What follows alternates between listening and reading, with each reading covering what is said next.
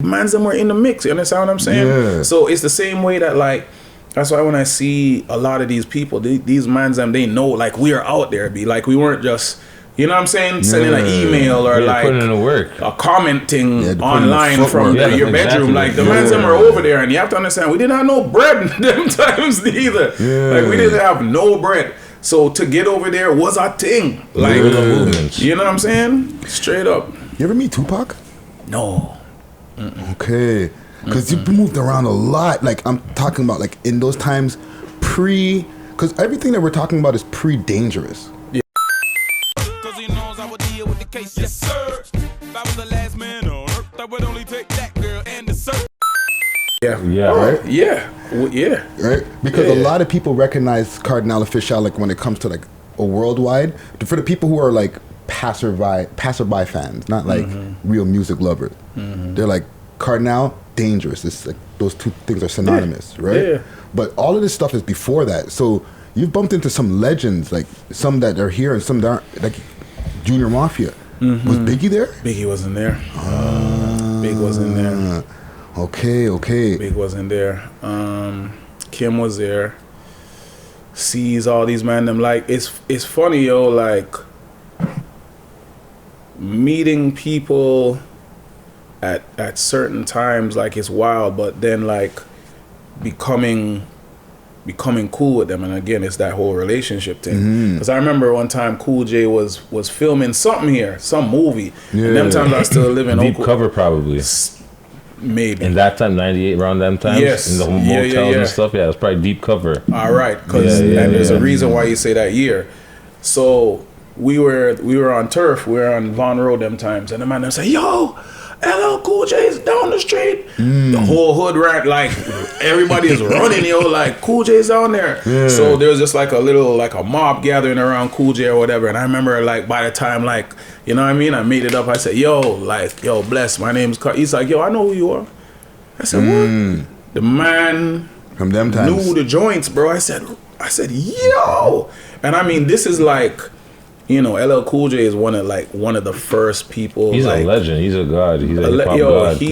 Yo, let me show you something. When I was a youth in Flemo, and we were listening to like Lottie Dottie, I Need Love, all them tunes, like, and then you're meeting this guy and he's telling you, yo, I know who you are, yo. I seen you on TV, yo, I know the joints and whatever. It's crazy. And then even, you know what I'm saying, like years later, the man still, he moves with as much as he's done, you know, hosting Grammys and TV shows, movies, this, that, the next thing, but he's still the same. I remember we were in LA a couple years ago, and Raekwon was having a thing at Mr. Chow's or one of them places for each or something, and they had a little VIP in the back thing, and it was just Dame Dash was there, Raekwon, but Cool J was just there cooling out. And the man was supposed to be in rehearsals for the Grammys, fam.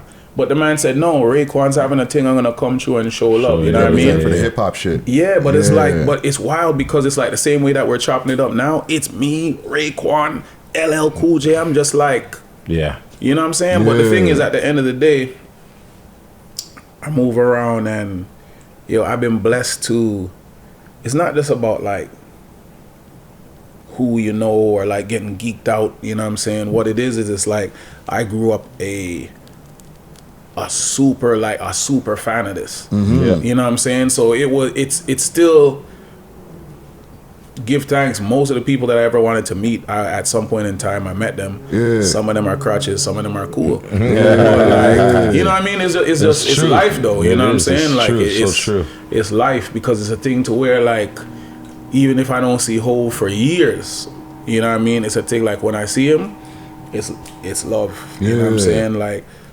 certain, you know what I mean? Like some of the bigger minds I'm in the business, it's a thing to where like, it's funny because our youths here don't necessarily know, but it's like you go to certain places and the bigger minds that them man they look up to are like, yo, he talking about this is the youth. You know what I'm saying? Like he's the youth that was repping for all you guys. And it's one of those ones where it's like I didn't do it to do it so I could say that I did it. And I personally find that lame when people are like, the rappers that say, well, don't you know I'm the first? If you gotta tell a man, you're obviously not doing something correct. You know what I'm saying? So at where I'm at right now, it's a thing to where I kind of love the internet that way, because what I find is that, if the few times that Drizzy will give me like a public shout out or whatever, and then the youths them say, yo, who's this? All right, I know it. Like I heard about this youth. Hold on, let me interrupt you a second. Did you say who's this? Because it still boggles me that there's youths that don't know who Kardinal Offishall is. Some, but you have to understand it's a different time, because people. We have this argument. I don't know if you guys have this argument. We have a lot of arguments behind the scenes. So we talk about, people say, yo, but the youths them, like, they're such and such an age, so they're not supposed to know about Ray. But when we were coming up, I knew about things that were like my parents' age and before that. History. Like when I came up, honestly, like when people like, I didn't listen to my parents' music. My parents' music was wicked. Like I grew up listening to anything from Sugar Hill Gang, SOS Band, Dennis Brown. Like the list was crazy. I was listening to everything. The Last Poets, friggin' anything, Otis Redding, you know what I mean? Learning where all these samples came out. Like I remember when Nothing But a G Thing came out, and I remember my dad was like, yeah, you did. Blew off the vinyl, put the thing on. I said, raw. He's like, yeah, man. All the man they did was just loop up the thing. What y'all talk about? Like I said, he blew off the. Yeah, man. How you mean? Rest in peace to my pops. But yeah, man, it's a thing to where like, we were just into the music, so we wanted to learn, and we didn't have a thing to where we could just say, hold on, all right, who is this now? Type it in or Shazam it. Yeah, that's what I was gonna say. Shazam. What's this song? No, man, like that's where the whole digging in the crates community came from, where people used to dig to find the samples. You had to learn who the Bob James were, who the Ramsey Lewis, the this, the that, and these are people that are 30, 40, however much years older than me. So that's why I always tell the youths now when they're like, yeah, but I don't know who that is. I'm like, yeah, because you're waste. Like, you know what I mean? Take some time and like learn who the people are. That's it. Like, there's no, you know what I mean? But that's the real. There's no real reason for you not to understand or learn who people are. If you really love hip hop the way that you say you do, I'm not saying that you even have to like it. Because there's certain shit. But do they really? That's the thing. A lot of people love a come up, but let me show you this. They might not love hip hop. If we go outside, right, we just walk on Young Street, and you find $100 bill, you might say, "Oh, lie." All right, cool. You take that 100, put it in your pocket. Who knows what you're gonna spend it on, right? If you know that you're working a job where it pays $1 an hour, and it takes 100 hours to make that same $100, you're gonna treat that $100 different when you know you put in all that time and effort to get that 100. To earn it. See, so it's kind of like the same thing to where music is kind of disposable now. To where before you don't understand. Like before, mans used to go in my neighborhood anyway. Whenever a man went to New York, the only thing we were interested in, besides if he was coming back with a double goose or something crazy, the only thing we cared about is, where's the cassettes with the new music? We had to wait for a man to go to New York so that we could dub the cassette, get your own copy, and learn the new tunes. You understand what I'm saying? And that cassette had to go around the neighborhood, and that's how people heard the new tunes and, you know what I mean, memorized the tunes, like before Ron Nelson and, those mans them came into the mix. So for us, like, there was so much effort we had to put into to even getting access to the music that when we got it, now I'm like, I had to wait weeks to hear this Juice Crew or whatever. But like, if a man's just like, you want music here, tech music here, all music, it's very easily accessible. Go play this track. You know what I mean? People don't look at it the same. So it's just one of those ones where even as a, where I'm at right now, to where I'm on the creative side, but then still even on the executive side, like, you just have to, you got to train your brain, you know what I'm saying? Otherwise, like, you have to understand, like I said, that's why I feel like the real middle child. And I was breaking bread with Shamir Anderson, the actor, the other day. Shout out to him. For people that don't know, make sure you Google him and his brother Stefan James, because those are like two of the biggest black actors that we have out of the country. You know what I mean? Like Right. Stefan is nominated for a Golden Globe, like From Scarborough? Scarborough Youths. Yeah. Like I think I've seen, I heard.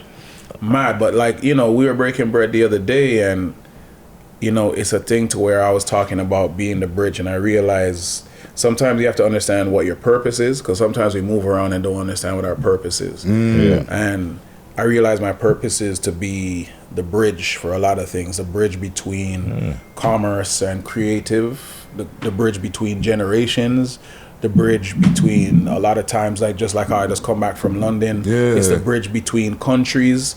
That's what my blessing is. You understand what I'm saying? And it's like, for me, it's really imperative that I understand different dynamics of how the industry works. You know what I'm saying? Because, you know, me and my bro Carlos, we have these conversations all the time. That's maintaining the relationships, nurturing new relationships.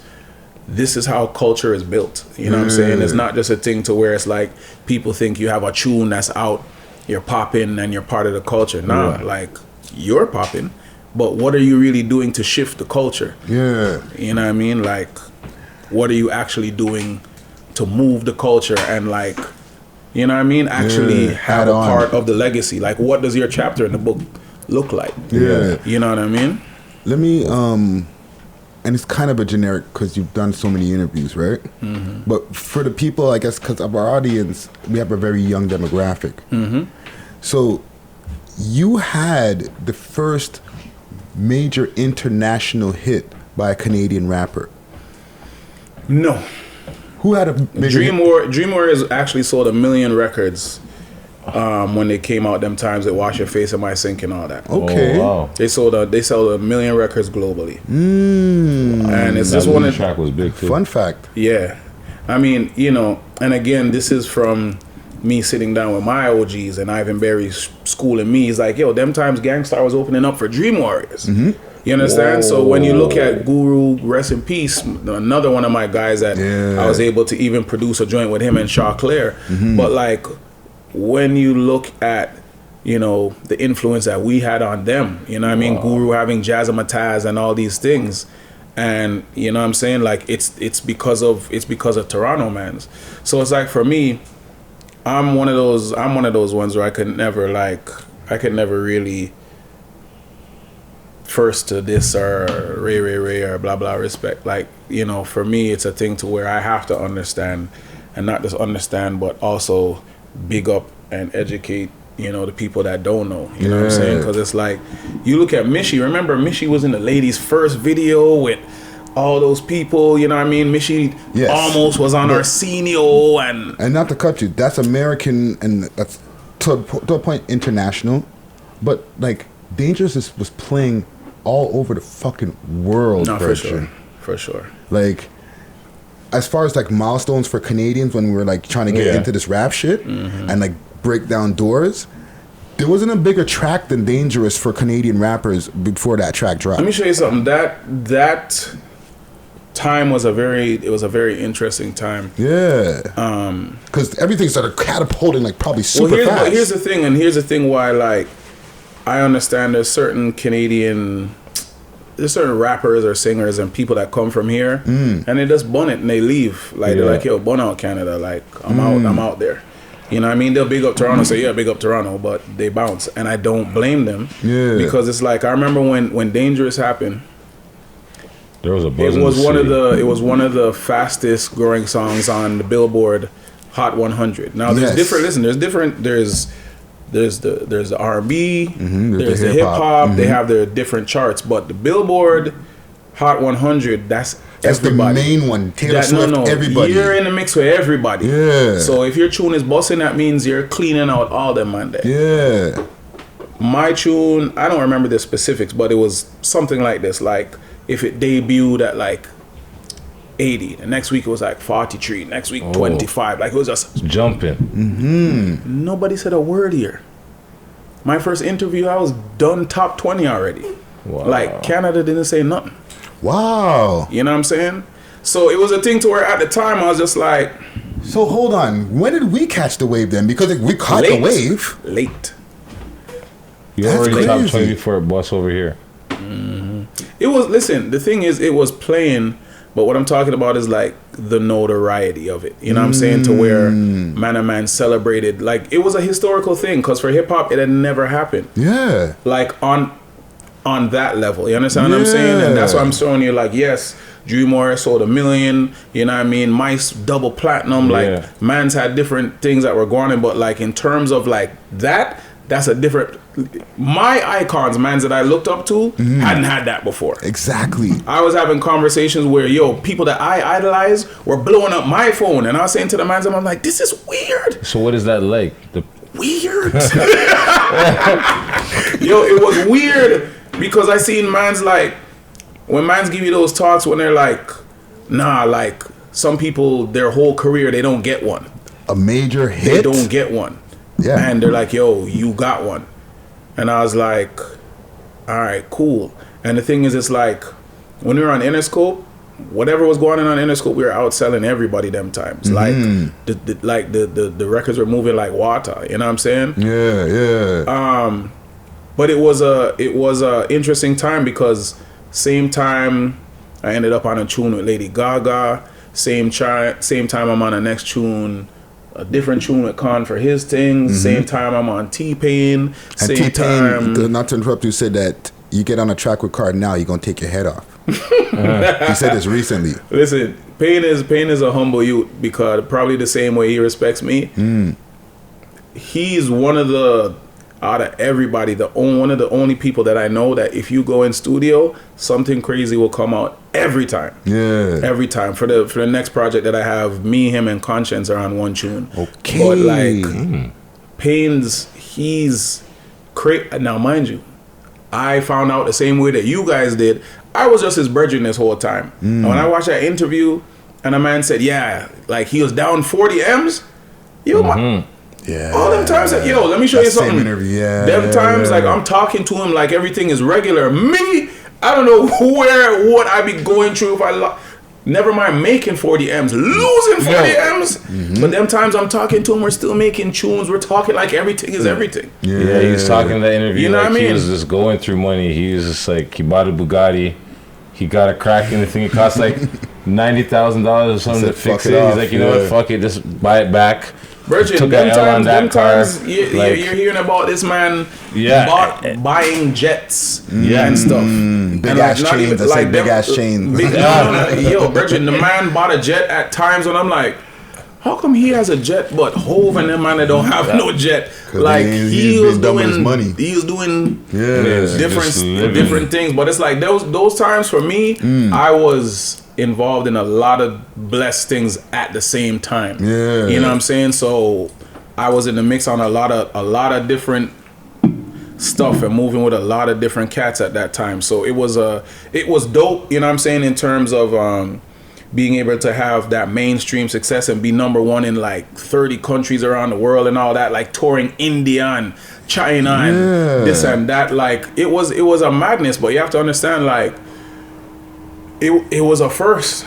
So it's like, it was uncharted territory. So as the blessings were coming, we're figuring it out. You know what I'm saying? So as the thing is, like, as we went through it and we figured it out, the mans them that came up after me, like, I would always offer, like, yo, I just found this out, or this is how we moved and we were over there, or this is who we went to go see, or, you know what I'm saying? And it's like, that legacy is the stuff that I'm proud of. There's a lot of people from Kanon to Drake to Point Blank to Concrete Mob to Maestro to, I don't know, man. Like, you know what I'm saying? Like, I was a person that didn't matter which quote unquote industry level I was at. To me, if me and you have a vibes, we have a relationship, or I rate your music or whatever, I was always gonna be a part of that. You know what I'm saying? And it's like, when you look at it, like,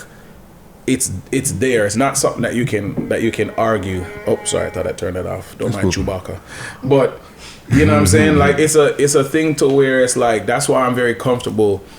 It's a thing to where, like, when you move with a good heart, you know what you did. You don't really have to go out there being like, hey, look at me, look what I did. Like, I'm like, yo, I did that, but I didn't do it for that purpose. I did it because I rate what it is you're doing. Just like when people look at Old Time Killing. Begging for a black eye. They cop a style, me have to put the time back. Rap from T-Dot to the Bronx and Brixton, they come back, yeah. I don't even know if people here, much less outside of the hardcore industry, knew who Monolith was at the time. Yeah, so you have to understand, this is my major label debut. Yeah. Got my big record deal for the first IRS, time, and it's IRS and YOK, and like, you understand what I'm saying? It's not like them times I'm like, yo, who's the biggest mans? Let me get a little feature from this. I'm drawing for the mans them. Like, we wrote Old Time Killing in a basement in Scarborough. You know what I'm saying? Sitting, the mans them were sitting on a couch and going bar for bar. So like a man would write his 8, spit his 8, a man said, you know what I mean? Like, but those are the vibes. You understand what I'm saying? Like, effortless. Those are, but yo, like, imagine like when that came true. You know what I'm saying? Back all the time though. That's like those energies and vibrations, like it just. It is what it is. And I've been in those meetings at the labels to where they're like, you know, don't you, no disrespect, because you know, Shanti look like how she look and do what she do, but I've been in those labels where they're like, don't you wanna think you should do a song with Ashanti and maybe work with this producer or whatever? I'm like, it's not really who I am still. So let's stop there for a quick second. Yeah, because you did work with a lot of female artists. Okay, you and Rihanna early, okay? However, you had Rihanna on the Firestarter 1 album, on only one. No. On the album version, but on the video version, you had Carrie Hilson. Not on. About giving no ring, nothing but a pretty little overnight fling. Even though she wanna be the queen to my king, she ain't nothing but to work. Firestarter, that was on Not For Sale. Not For Sale, my bad. Yes. Why did that happen? Why couldn't you get Rihanna for the video version? It's just industry fuckery, to be honest. It was just industry fuckery. Them times, like, she had to joint with T.I. same time. Okay. Ray. And it was a thing to where... Carrie Hilson had to joint with T.I. No. Rihanna. Was it Live Your Life? Yeah. So them times, it's like, you know how it goes. Like, when something is due out around the same time and a man's like... If you got to pick one, you know what I'm saying, at the time, you know, it's like, yo, no disrespect, but we're doing this over here. Wow. You know what I'm saying? Like, and them things still happen to this day. Yeah. Sometimes you wonder, you're like, yo, I wonder why my man's not in the video. Or you're like, you hear a verse, but then when the album comes out, man's not on the song anymore. And it's just industry stuff. Like, yo, like, just Rihanna is somebody that I knew literally I was on her demo. The man that discovered her is my Idrin, Mark Jordan. He was on vacation and linked me. And I was in my studio in Oakwood and Vaughan. And a man said, yo, I'm out in Barbados. And oh my gosh, there's this girl. She's beautiful. She can sing. Ray. And the man, I said, yo, what's her name? The man said, Rihanna. And I was laughing for 5 minutes. I said, yo, fam, she's going nowhere with that name. You have to change that. But here's a thing to where the man's like, yo, I'm going to send you X amount of songs and I need you to jump on a couple of the songs. So I think I might have demoed like 2 or 3 joints. Because they had he was like, yo, we have a meeting with Jay-Z in like a week or so. So I need the ammunition. So imagine them times, I'm like, all right, cool. Like, you know what I'm saying? So the man sent on the joints or whatever. And one of them ended up actually being on the first album. Like they kept 1 out of the 3. But that's how I ended up meeting Jay-Z for the first time. Because when he came here they had that Caravana weekend. Rock the Banner. Yeah, Rock the Banner. You know, when Rockefeller came here, that's when I met him, like the first thing he did was thank me. You know what I mean? He was like, yo, man, like I appreciate everything you did, you know, for the Rihanna joint, Ray, or whatever. And I was Do like, you think you helped to make that connection with them? What's that now? Like, because you were on her first stuff, right? Like, kind of like, you think that maybe you were one of the middle grounds between her getting to him? No. That was definitely a Mark Jordan thing. Mark Jordan had that relationship for sure. Okay. No. But I mean, like at the time, no. Excuse me. At the time, I was moving though. So it's funny because when he came here, like the rest, like the city didn't know, but like behind closed doors, they were like, "Yo, we want you to be a surprise guest at our performance." And them times it was only supposed to be Tierra Marie and Rihanna performing. That was really supposed to be it. Yeah, Tierra Marie. But you know what I'm saying? Like, yo, when the man's brought me out and I came out and like just mashed down the whole thing, yo, I'm telling you, Jay was like, "No, sir." He's like, "Yo, I need my tunes." All of a sudden, Jay and Kanye wanted to perform, and you know what I'm saying? Like it was just them vibes, though. You know what I mean? Like it was just them vibes. But I mean, again, like I'm saying, like these are just all real relationships that ain't based on nothing. Cause I'm not a youth that I didn't come up under anybody who was like busting open doors for me and just making the things easy. Like the way that I got through was man's just rated. You know what I'm saying? What I was doing. When I first met Lil Wayne in Miami, right after Katrina. Wow. Hurricane Katrina licked Miami, and it was like the MTV Awards right after. Yeah, like anybody around them times will tell you like that was a crazy MTV Awards because of Katrina. It was hot in Miami. And I remember me and Mr. Morgan were moving around, and I remember something happened, and Toronto man thing. I was trying to bust into something where I couldn't get in, so I went, you know what I mean, went around the other side, and I buck up on Lil Wayne, and I said, "Rah!" I said, "Yo, what up?" Yo, this man started to spit the verse from Grinding. Man spit my verse to me the first time I met him. That's crazy. Yo, like again, blew my, you know what I'm saying, blew my mind, and he, you know what I mean, and he was a youth. Like I remember shortly after that. There was a song that I have, it's on the net somewhere, but Wayne did a joint with, it was actually me, Wayne, and I ended up putting Pusha on it. So it's funny as I'm seeing all the Rick Ross stuff that moves, I was like, fam, been there, fam. You know what I'm saying? Because it's like that's floating around the internet right now. Yeah, it's out there. Okay, it's out there. They gonna find that. It's out there. But you know what I'm saying? Like, Freddy's gonna hunt it down now. But I just remember like I remember Wayne being on an interview. Them times he was flaming red hot. You know what I mean? And them times they're asking him like, yo, he's dealing with, he's like, yo, I'm about to be the Kobe of the industry right now. Like I'm doing all these features. I just did this. I just did this. I did Kardinal. I said, rah. Like he wasn't lying. Nah, but you know what I'm saying? Like again, if the people that are watching this interview come away with anything, I just hope it's something to where they understand like all this industry shit and like all this other stuff, like at the end of the day, like it's necessary, but it's not how you win. Yeah. And it's not how you, even if you win temporarily, it's not how you stay. Because having those conversations with the gatekeepers, like those mans them will tell you, like it's funny, like I just sat down with one of my guys from Apple, you know what I'm saying? And I was like, yo, like what do you do when you have to deal with like the dickhead artists them? And he's just like, he's like, yo, fam, it's a job, yo. You deal with them, they leave, middle finger, that's it. Yeah. But it's like the energy is like he's gonna look out for a youth or look out for an artist that he met where he's like, I really, you know what I mean? I really rate that youth there. I really, and that's at the end of the day, like, doesn't matter if you're doing podcasts, if you're doing, if you're a manager, if you're a director, a rapper, whatever, like it's like the relationships are going to move you forward, and or even if somebody did open the door for you and you got your opportunity, it's the relationships and